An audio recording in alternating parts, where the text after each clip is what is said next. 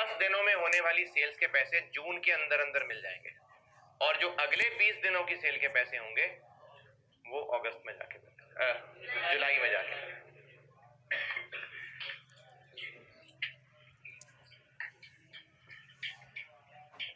मुश्किल। चलिए इसकी भी एग्जाम टिप बताता हूँ। इससे पहले वाली जो बताई थी वो ठीक थी कि जो क्रेडिट पीरियड है वो अगले महीने है, और ये बात समझ आ गई थी। चले इसी तरह की एग्जाम टिप बताता हूँ। अगर आपसे ये डेट्स के साथ दिन ऐड करने में मुश्किल हो रही है तो उसकी भी टिप बता रहा हूँ।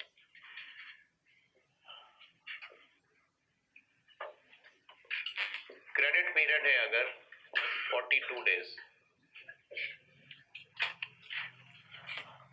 हम बना रहे हैं महीने महीने के कॉलम, हम महीनों के कॉलम बना रहे हैं और पीरियड महीने से भी ऊपर निकल गया। अगर क्वार्टर बना रहे हो तो मसला नहीं है, साल बना रहे हो तो बिल्कुल ही मसला नहीं, क्योंकि महीने महीने के कॉलम बन रहे थे तो अब ये क्रेडिट पीरियड महीने से भी ऊपर निकल गया तो मसला आ गया। इसके लिए एग्जाम टिप ये है कि इसमें से एक महीना साइड पे कर लें, अलग रख लें। क्या रह गया? 12 दिन को सोचें, 12 दिन को सोचें, सोचें 12 के हिसाब से। जून की सेल्स है, सोचें 12 के हिसाब से। 12 के पैसे जुलाई में और शुरू के 18 के जून में। दोबारा देखें, 42 दिन क्रेडिट पीरियड था तो मैंने कहा कि उसमें से एक महीना अलग कर दें, बाकी 12 रह गया। 12 दिन को सोच लें। जून की सेल्स 12 दिन क्रेडिट पीरियड, तो आखिरी 12 दिन की सेल के पैसे जुलाई में और पहले 18 दिन की सेल के पैसे जून में।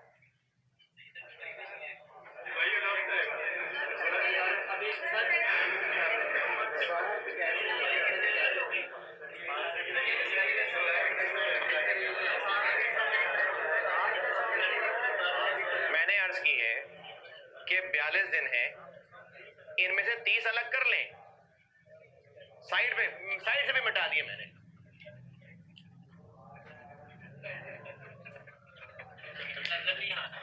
इसीलिए उधर लिखा है 30 अलग कर दिए, नहीं नजर आ रहे आपको? कितने रह गए? 12 के हिसाब से सोचें। 12 से सोचना आसान हो रहा था। 12 दिन क्रेडिट पीरियड है, 12 अगले महीने, बाकी इसी महीने। तो 12 के हिसाब से पहले सोच लें। 12 के हिसाब से सोचें तो क्या बनेगा? 12 दिन जुलाई के, बाकी 18 जून के ना। सोच लिया, अब वो जो महीना साइड पे किया था उसको वापस डाल लें।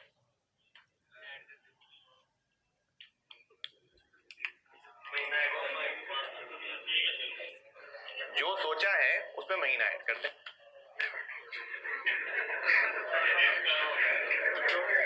क्या हो गया?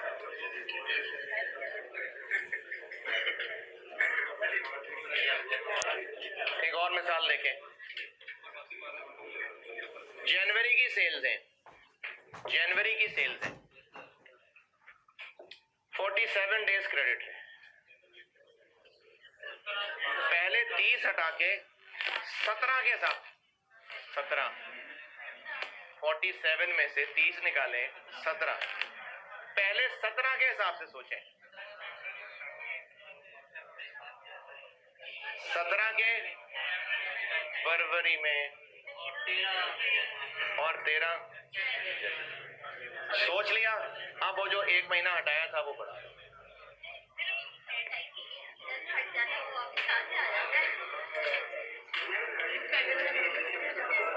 तो फिर 47 से चल लें 47। जिनको ये महीना हटा के फिर वापस डालना नहीं समझ आ रहा वो चल लें 47 पे चल लें।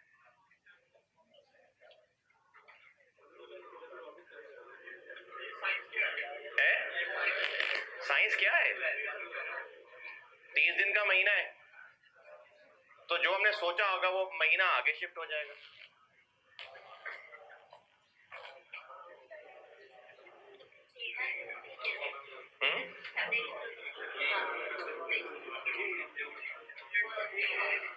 क्या जी? इसका कोई और इजी प्रोसेस? नहीं, 30 में से माइनस नहीं करना।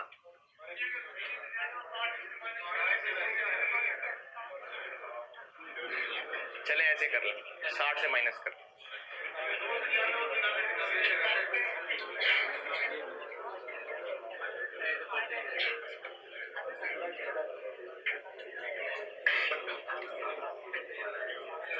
जुलाई की सेल्स है 45 डेज क्रेडिट है। जुलाई की सेल्स है 45 डेज क्रेडिट है।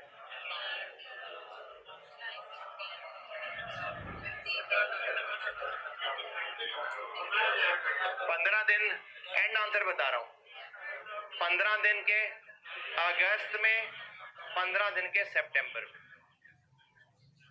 एंड आंसर बता रहा हूं। जुलाई की सेल्स 45 डेज क्रेडिट का आंसर ये हुआ कि 15 दिन अगस्त और 15 फिर आगे सितंबर। अच्छा, महीने में 15 एक तरफ और 15 एक तरफ, मतलब आधे आधे, 50-50 हो गया ना। ये किया था कल ये किया था।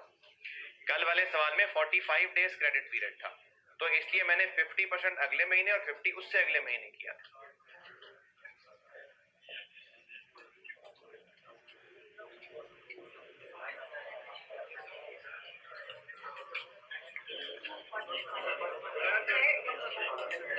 जी जी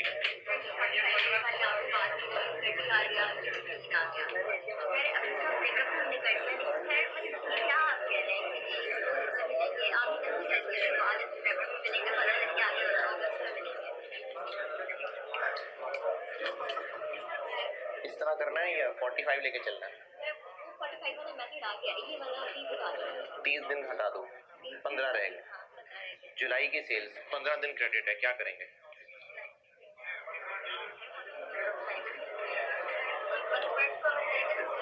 पहले 15 दिनों की सेल के पैसे जुलाई के अंदर अंदर मिल जाएंगे और अगले 15 दिनों के अगस्त में मिलेंगे। और वो जो महीना छुपाया हुआ था, अब महीना जब लाएंगे तो ये अगस्त हो जाएगा और ये सितंबर हो जाएगा।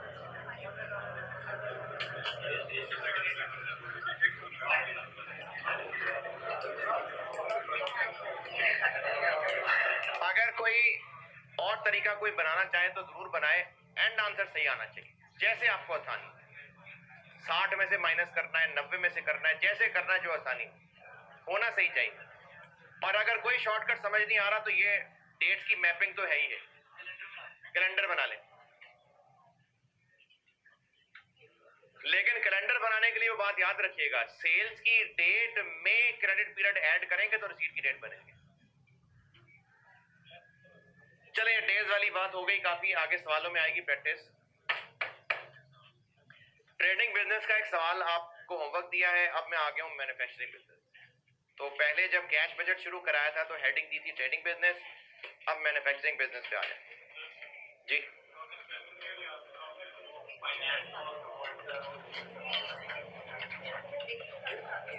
क्लोजिंग बैलेंस ओवरड्राफ्ट निकल रहा है और उस पर फिर इंटरेस्ट पड़ेगा, और वो जो इंटरेस्ट पड़ेगा वो भी हमारे बैंक अकाउंट से ही कटेगा, यानी बैलेंस फिर और कम हो जाएगा। पेमेंट होगी, बैलेंस और कम होगा। तो पहले क्लोजिंग बैलेंस निकलेगा फाइनेंस कॉस्ट निकालने के लिए, फिर उसमें फाइनेंस कॉस्ट लगेगी, फिर वो भी लेस होगा, फिर एक फाइनल क्लोजिंग बैलेंस निकलेगा। नहीं, रिवर्स बैक क्यों करना? इंटरेस्ट लगाएंगे और पैसे कट गए, बैलेंस और कम हो गया, वो क्लोजिंग बैलेंस है, वो अगले महीने का ओपनिंग होगा।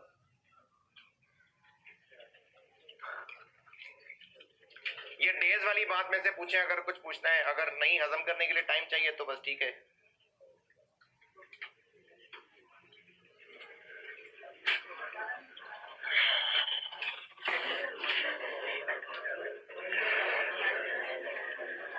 यार वो टेस्ट की लिस्ट नहीं दिखाई मुझे आपने, समझ नहीं आई।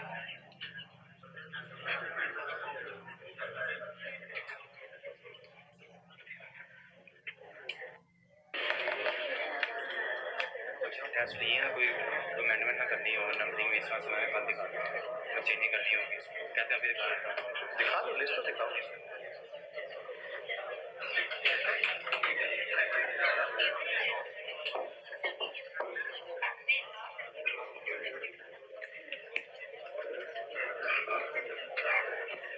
मैन्युफैक्चरिंग बिजनेस, मैन्युफैक्चरिंग बिजनेस में एक जो मुश्किल का लेवल बढ़ जाएगा वो ये होगा कि पहले ट्रेडिंग बिजनेस में सप्लायर्स को पेमेंट किस चीज की थी? परचेजेस। हम गुड्स परचेज करते थे, अब रॉ मटेरियल परचेज किया करेंगे। एक तो ये एक फर्क आएगा। दूसरा, अब डायरेक्ट लेबर को भी पेमेंट होगी, ओवरहेड्स की भी पेमेंट्स आएंगी। पहले क्या था? परचेजेस, सप्लायर की पेमेंट, एडमिन की पेमेंट, सेलिंग की पेमेंट।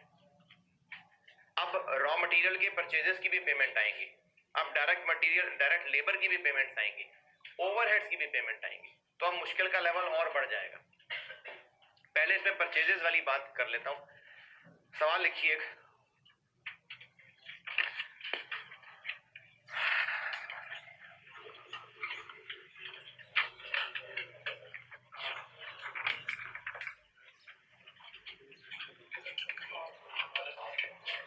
ये कौन सा है, कब हुआ था ये? पिछली जुमेरात को।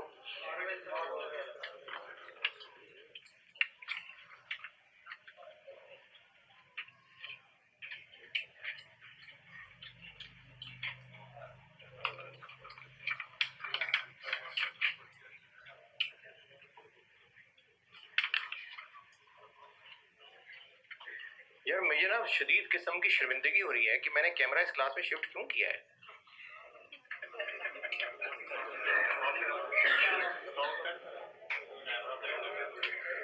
सिर्फ 1/3 लोगों ने टेस्ट दिया है,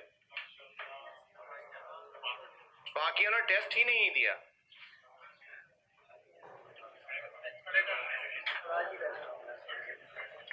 ये मैं लास्ट थर्सडे वाली बात कर रहा हूं।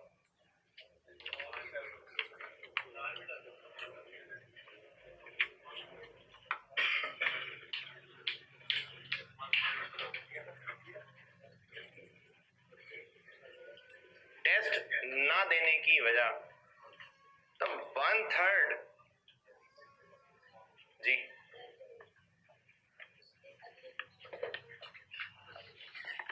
घर चले गए। अच्छा यार, जो पहला टेस्ट था उसमें कितने को लोगों ने दिया था? 70% लोगों ने। अच्छा चलो, सीम्स रीजनेबल रीजन।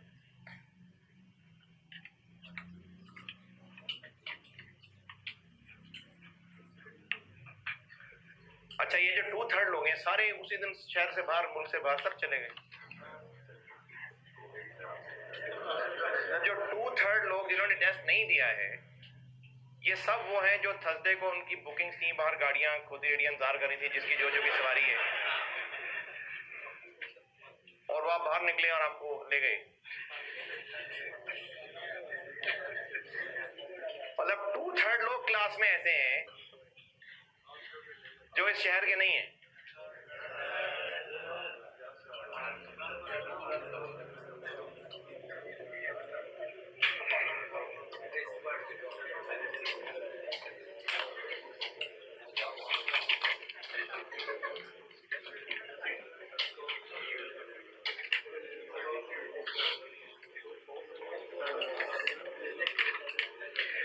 अबू बकर कौन है? 20 आउट ऑफ 20। चलो शाबाश।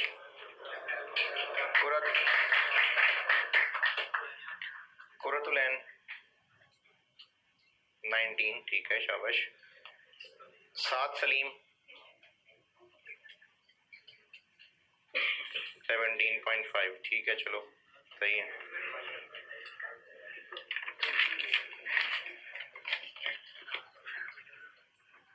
एक नंबर भी है किसी का, ये क्यों क्या तकल्लुफ है? एक नंबर की क्या हुआ होगा? एक क्वेश्चन किया था वो सारा गलत था।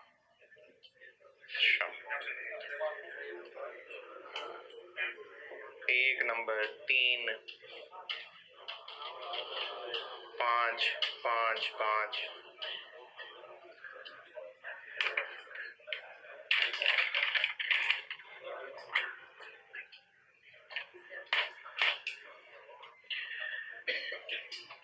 अच्छा, जो लोग आप में से ये यकीन कर चुके हुए हैं कि पेपर तो उन्होंने ड्रॉप कर ही देना है, बस इखलाकन आ रहे हैं हफ्ता और 17 नवंबर को पेपर तो ड्रॉप कर ही देना है, वो टेस्ट नहीं दे रहे, चले ठीक है, एग्रीड। जिन लोगों को जरा से भी उम्मीद है कि अगर पास हो गए तो क्या होगा, तो अगर पास हो गए तो कंटिन्यू करना पड़ जाएगा, तो टेस्ट क्यों नहीं दे रहे? और ये रीजन नहीं है कि घरों को जाना था, 2/3 लोगों ने घरों को नहीं जाना था। इस क्लास में से 2/3 लोग नहीं है ऐसे जिनकी बाहर गाड़ियां तैयार थी और उन्होंने उसी वक्त लॉन्ग वीकेंड पे चले जाना, नहीं, ऐसा मिक्स नहीं होता क्लासेस के अंदर। चलो ठीक है, मैं मान लेता हूं, हो सकता है कि 20% लोग हों जिन्होंने घरों को जाना, हो सकता है। तो बाकियों को क्या ऐसी तकलीफ है, क्या ऐसी मौत पड़ जाती है कि टेस्ट नहीं देना? टेस्ट रखे क्यों होते हैं, क्या लगता है? प्रैक्टिस। तो वो तो आप होमवर्क कर लें घर में, सवाल घर बैठ बैठ के कर लें।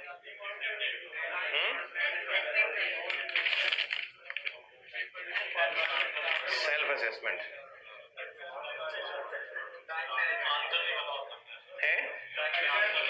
हाँ जी। अच्छा, मैं ना इस वक्त एक संजीदा बात कर रहा हूं।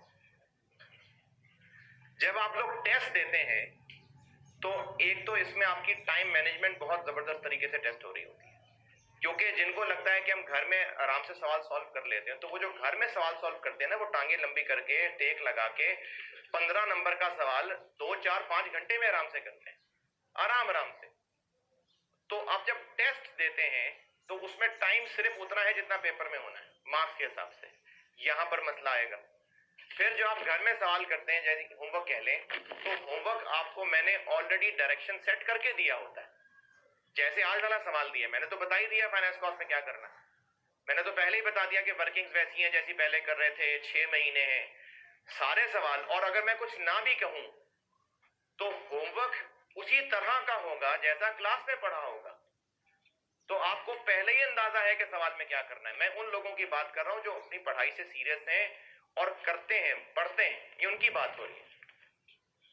वरना कुछ ऐसी शक्लें भी हैं जो, देखिए मैं सबको कह नहीं रहा होता, सवाल पूछते मैं जवाब भी देता हूं, लेकिन कुछ शक्लों को देख के अंदाजा हो जाता है कि ज्यादा अरसा यहाँ रहने वाले नहीं है, रिजल्ट पे ड्रॉप इन्होंने कर ही जाना है, नहीं तो कुछ अरसे में सीए छोड़ ही जाना है। कुछ शक्लों पे नजर आ रहा होता है, पता चल जाता है कुछ शक्लों से। लेकिन चले, जब तक हैं तब तक तो इज्जत से रहे ना। मैं नहीं कहूंगा कि मुझे तुम्हारी शक्ल से लगता है कि तुमने छोड़ जाना है, ये मैं नहीं कहूंगा।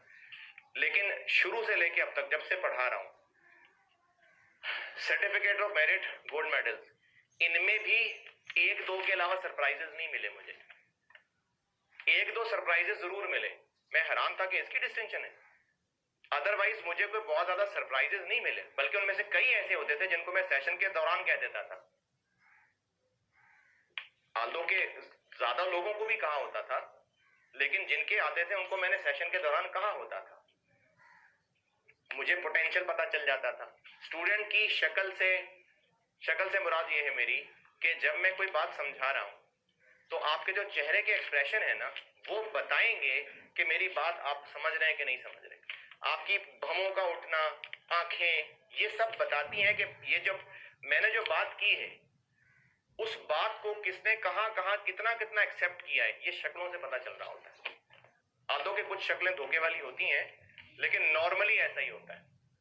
तो जो डिस्टिंक्शन होल्डर थे, अल्लाह का शुक्र है बहुत दिए, उनमें भी मुझे सरप्राइजेस 1-2 के अलावा नहीं मिले।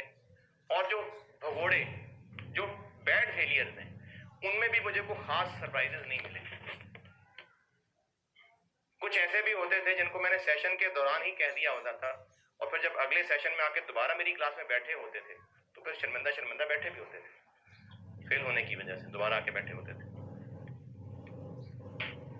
तो बेटा जो लोग पढ़ रहे हैं, वाकई पढ़ रहे हैं, मैं उनकी बात कर रहा हूं। जो वाकई पढ़ रहे हैं, होमवर्क करना आपको पहले ही डायरेक्शन सेट करके दी होती है, आपको पहले ही पता है किस डायरेक्शन में सोचना है, वो भी बहुत जरूरी है। लेकिन टेस्ट के सवाल में नहीं पता किस तरह का सवाल है। और कॉस्ट अकाउंटिंग में एक और बहुत मुश्किल काम ये होता है, जो अगले सवालों में भी लाएंगे हम, 2-3 टॉपिक मिक्स हो रहे होते हैं। यानी मैंने आपको रिजल्ट के बाद प्रोसेस कॉस्टिंग पढ़ाना है, तो प्रोसेस कॉस्टिंग, मार्जिन एब्जॉर्प्शन एक चीज पढ़ानी है, वो मिक्स हो जाएगा, वेरिएंस मिक्स हो जाएगा, तो 2-3 टॉपिक मिक्स होने शुरू हो जाएंगे। डिसीजन मेकिंग में हमने चीजें पढ़नी है, सीवीपी पढ़ना है, रेलिवेंट कॉस्टिंग पढ़नी है, रेलिवेंट कॉस्टिंग ऑप्टिमम प्रोडक्शन में मिक्स हो रही होती, ये और मुश्किल बात हो जाती कि किस टॉपिक को हिसाब से सोचना है। तो जो लोग घर जाके पढ़ते हैं, बेटा टेस्ट बहुत ज्यादा जरूरी है। अगर आप टेस्ट नहीं देंगे तो आपको अपनी गलतियां पता नहीं चलेंगी। जो लोग टेस्ट नहीं देते ना, एक तो वो है जो वैसे ही नॉन सीरियस है, वो तो टेस्ट नहीं देते। वो तो मैंने पहले ही कह दिया कि शुगर मेले में आ रहे हैं, दोस्तों के साथ एंजॉय हो जाता है, घर वाले वैसे ही निकाल देते हैं घर से, तो चलो कॉलेज आ जाते हैं। लेकिन जो पढ़ रहे हैं, उन पढ़ने वालों में से जो लोग टेस्ट नहीं देते, मेरा ख्याल ये है कि वो टेस्ट के डर की वजह से टेस्ट नहीं देते, क्योंकि अंदर एक डर होता है कि मेरा टॉपिक अभी तैयार नहीं है, मैं इसको अच्छी तरह सॉल्व नहीं कर सकूंगा। तो अगर आपको एक टॉपिक का टेस्ट देते हुए डर लग रहा है, आप अपने आप को इस काबिल नहीं समझ रहे कि एक टॉपिक, अच्छा इसकी सजा भी कोई नहीं मिलनी, या तो हो ना कि आपको गोली मार दी जाए, कॉलेज से निकाल दिया जाए, उल्टा लटका दें, कोई इस तरह की सजाएं मिलनी हो, वो अखबार में इश्तिहार छप जाए, या सोशल मीडिया पे तस्वीरें आनी शुरू हो जाए कि लानत भेज के शेयर करें।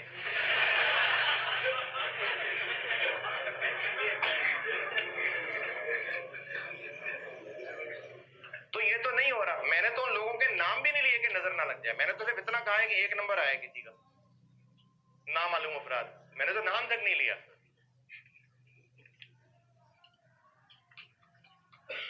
तो अगर आप टेस्ट दे देते हैं तो उससे मैक्सिमम क्या हो जाएगा, फेल हो जाएंगे, बस इससे ज्यादा क्या है।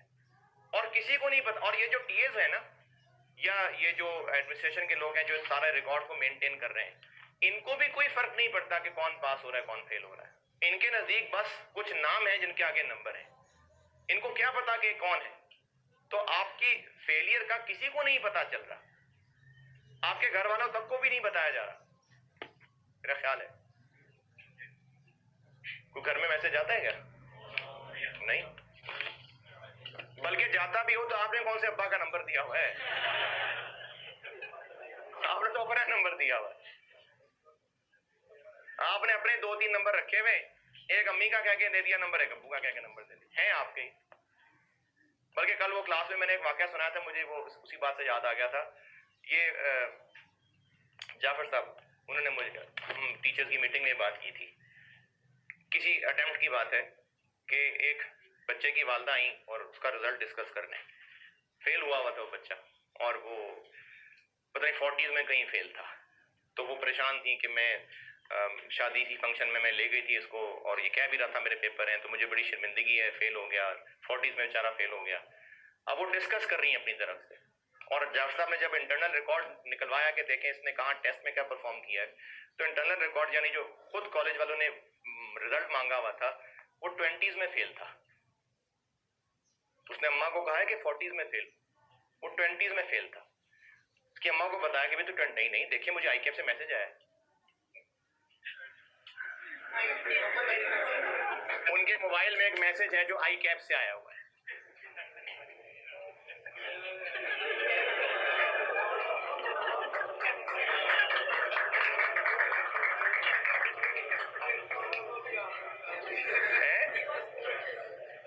औरों को बता दिया है, और भी मेरे कहने से थोड़ी, और बड़े फनकार बैठे हुए हैं यहाँ पर।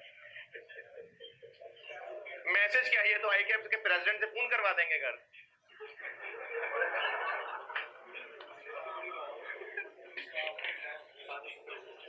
फिर उस बच्चे को पूछा कि भाई अगर फेल ही हुए थे तो 40s में, कहा जी जरा इज्जत रह जाती कि 40s में 40s में फेल।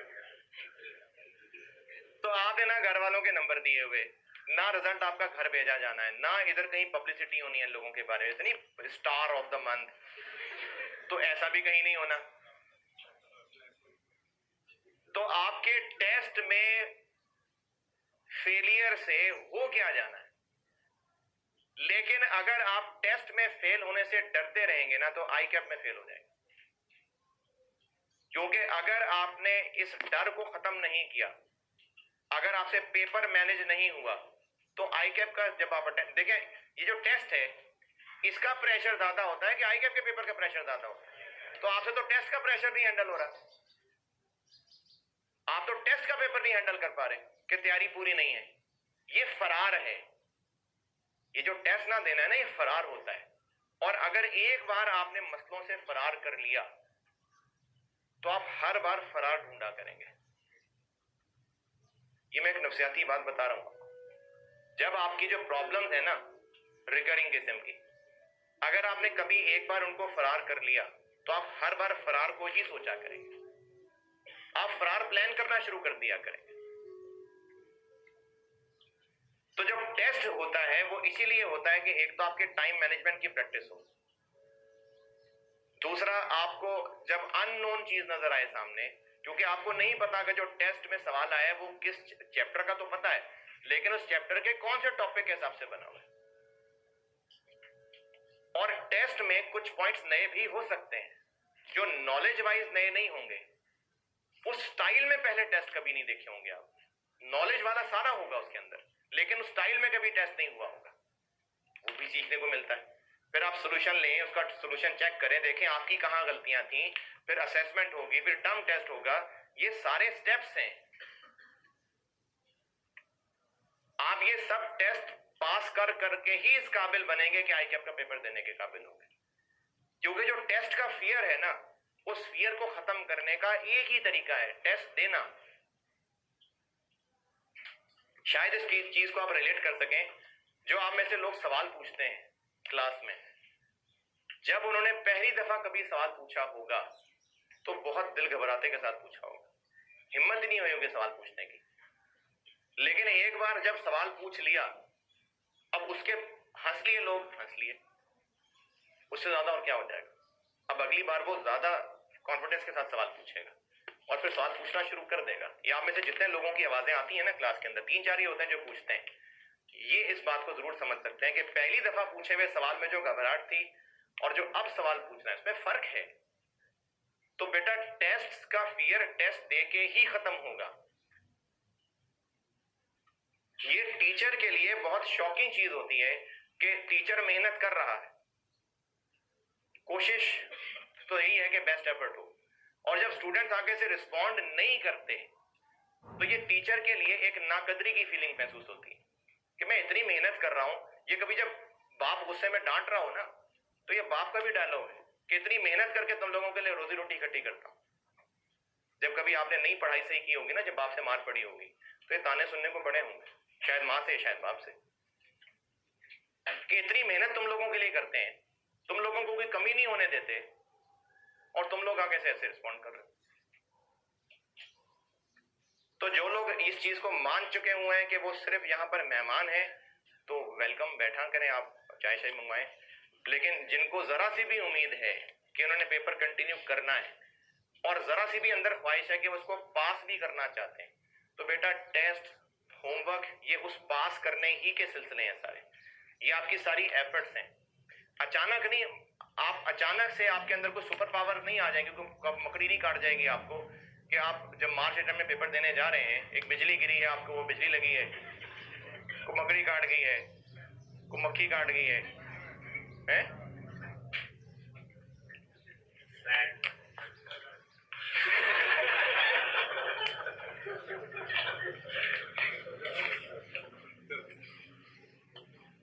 तो जो आप पूरे सेशन में रहे होंगे, आप वैसे ही फाइनल एग्जाम में भी होंगे।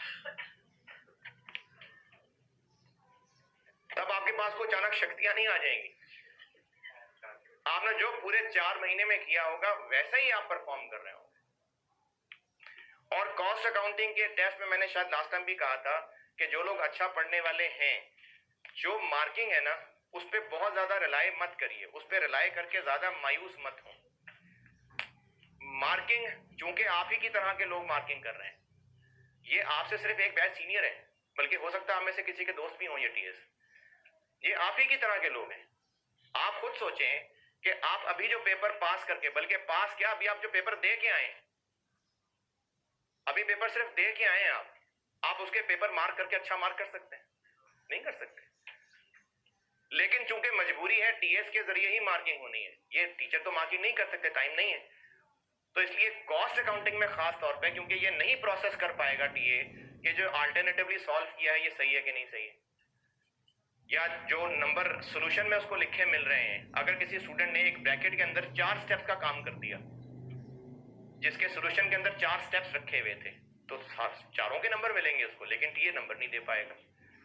या शुरू में एक रेट की गलती हो गई और आगे वो गलती आगे चलती जा रही है, टीए को समझ नहीं आया उस गलती को आगे कहां कहां कैसे कैसे हैंडल करना है।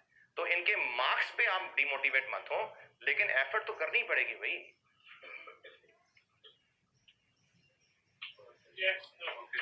सवाल लिखें।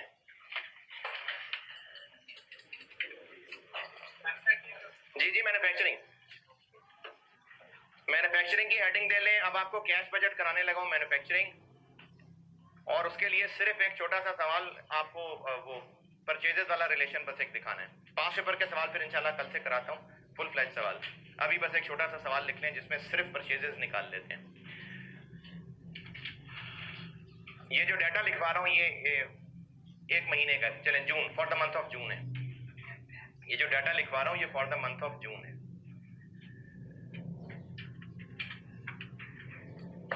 Cash sales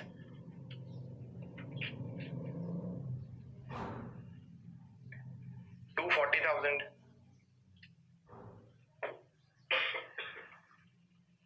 credit sales 360,000,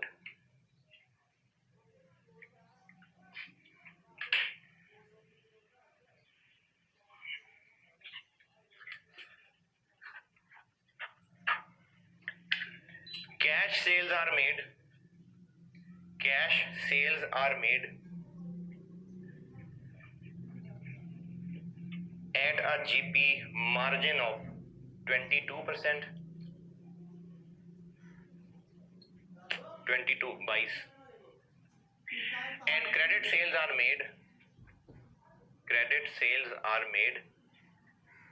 at a GP margin of 25%, 25%.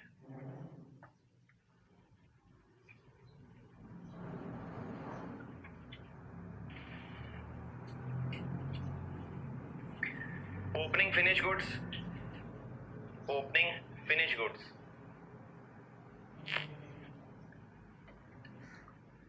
21,000,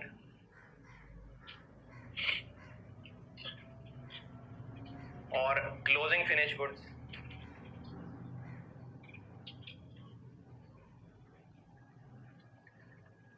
27,000,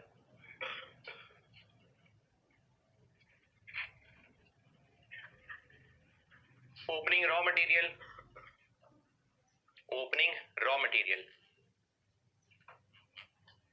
13,000,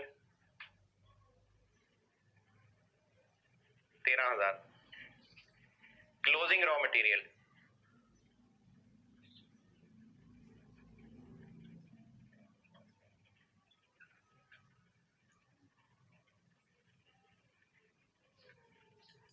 7,000.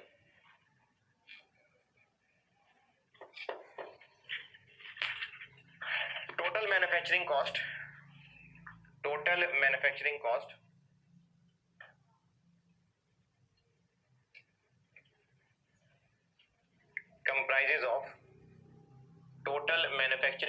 comprises of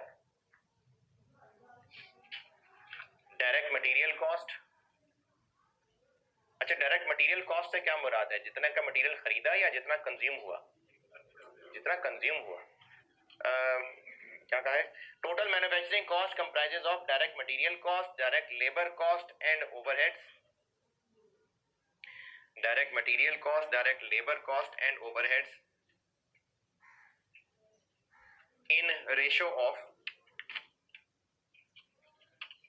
in ratio of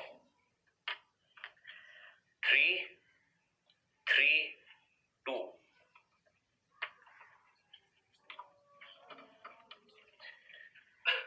material purchases निकालें अभी आप लोग। रॉ मटेरियल परचेजेस रिक्वायर्ड है, raw material purchases for the month.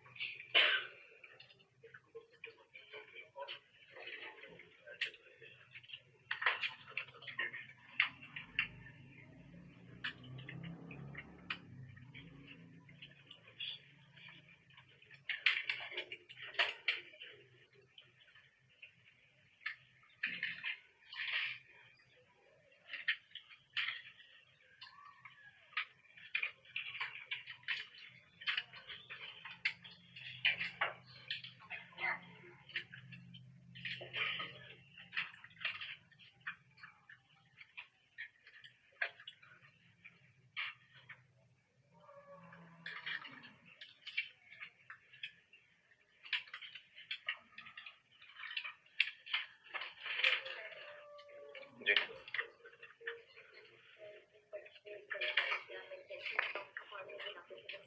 ऐसे कर लें, जैसे मर्जी कर लें।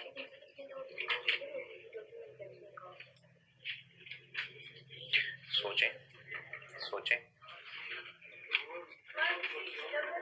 पता नहीं, देखता हूँ।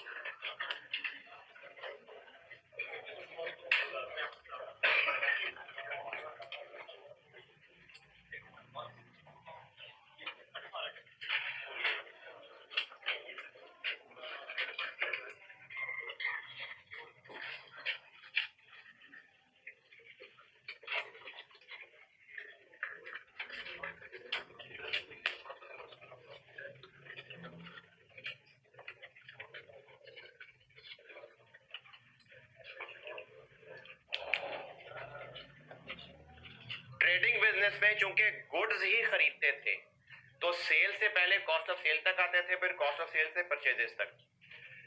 अब हम गुड्स बेचते हैं लेकिन खरीदेंगे मटेरियल, तो पहले सेल से जब कॉस्ट ऑफ सेल पे आएंगे तो कॉस्ट ऑफ सेल से आगे परचेजेस नहीं, कॉस्ट ऑफ गुड्स मैन्युफैक्चर्ड पे आएंगे। कॉस्ट ऑफ सेल्स कितनी 240,000 पे लगेगा और 360 पे 75, 457,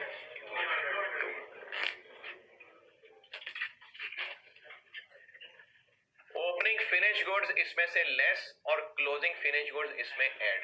ओपनिंग फिनिश गुड्स कितनी? 21 और क्लोजिंग 27। ये निकल आई cost of goods manufactured. Trading business होता तो ये परचेजेस निकल आती, क्योंकि फिनिश गुड्स बनेंगी अब तो फिनिश गुड्स हैं, पहले खरीदते थे तो जितने की बनेगी cost of goods manufactured. Cost of goods manufactured के 3 हिस्से हैं। डायरेक्ट मटेरियल, अच्छा जिन्होंने FR1 नहीं भी पढ़ा हुआ ना, अभी पढ़ रहे हैं, तो ये तो मैंने वैसे भी ओवरहेड्स वाले चैप्टर में बताया था। ये तो मैंने ओवरहेड्स वाले चैप्टर में भी बताया था कि प्रोडक्ट की कॉस्ट के 3 हिस्से हैं, डायरेक्ट मटेरियल, डायरेक्ट लेबर और FOH। ये वाला हिस्सा चाहिए हमें। ये कितना है? 3/8, क्योंकि 3, 3, 2, तो इसको अगर इनमें बांटना है तो 3/8, 3/8 और 2/8 बनेगा। 3/8 कितना बनेगा? 17373। ये निकल आया रॉ मटेरियल कंज्यूम्ड।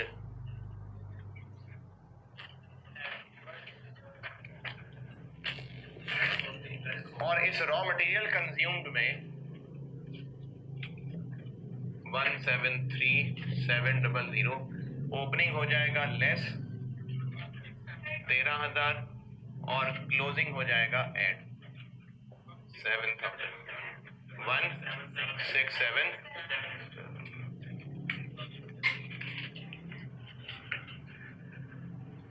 तो ये अब एक एक्स्ट्रा मेहनत आ जाएगी मैन्युफैक्चरिंग बिजनेस में। कल फिर इसका मैं एक फुल फ्लेज एग्जाम क्वेश्चन कराता हूँ।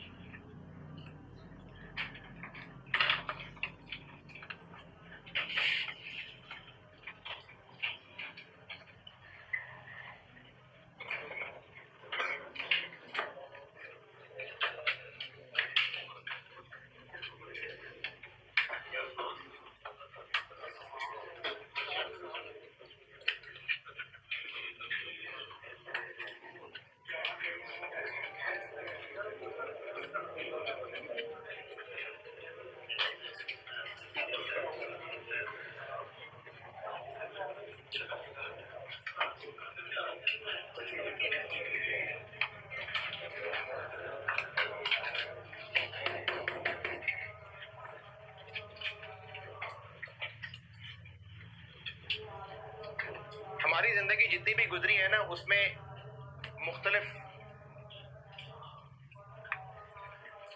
लोगों के रोल्स हैं।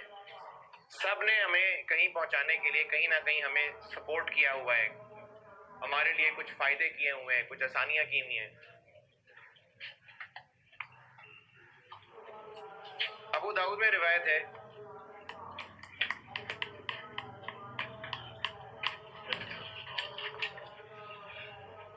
सैयदना अबू हुरैरा रज़ियल्लाहु ताला अन्हु से रिवायत है कि नबी अकरम सल्लल्लाहु अलैहि वसल्लम ने फरमाया, जो लोगों का शुक्रगुजार नहीं वो अल्लाह का भी शुक्रगुजार नहीं। जो इंसान, ये मैं कह रहा हूं, जो लोगों को शुक्रिया नहीं ना कर सकता, और कर सकना और बात है, इस बात को समझना कि मैं फलाने शख्स का शुक्रगुजार हूं, वो अल्लाह का भी शुक्रगुजार नहीं हो सकता। जो लोगों का शुक्रगुजार नहीं वो अल्लाह ताला का भी शुक्रगुजार नहीं। और शुक्रगुजारी होती क्या है? शुक्र होता क्या है? जैसे अगर